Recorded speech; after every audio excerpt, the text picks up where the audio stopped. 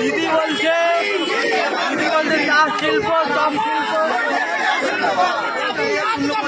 দিদি বলছে চা শিল্প চপ শিল্প বলে বেশি ইনকাম। আমার দাবি এটাই, আমরা তার কথা অনুযায়ী চা শিল্প চপ শিল্প করছি।